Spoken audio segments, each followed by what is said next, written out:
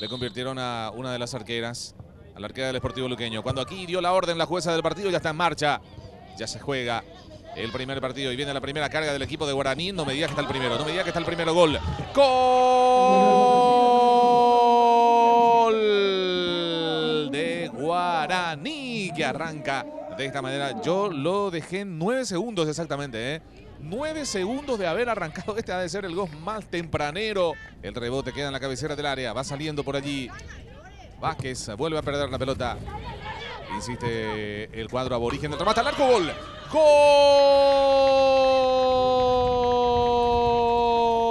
Gol de Guaraní. Qué golazo acaba de convertir la mediocampista, la número 20, Nora Peralta, con un remate potente de media distancia. Las jugadoras que no se agarren, que no pase nada normal. Va Martínez buscando Guaraní. Otro gol, golazo. Gol de Guaraní de tiro libre. Jessica Martínez, a 14 minutos de la primera etapa. Guaraní ya golea 3-0. El tiro libre en gira de Martínez. Dio la orden a la jueza. Viene el centro, pelota arriba, cabezazo, gol.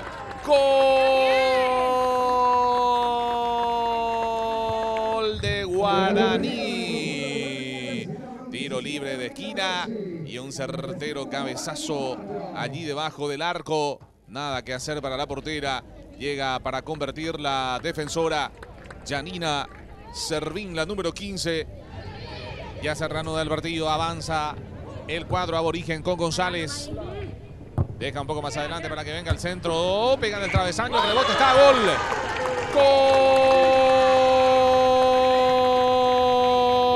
Gol de Guaraní. Aparece Castellano, Karina, mejor dicho, Castellano, para empujar esa pelota debajo del arco. El centro nuevamente que complica desde el sector de la izquierda. Avanza el aborigen que quiere más. González. Se acomoda Fiona, le va a pegar, le pegó en el palo, qué golazo.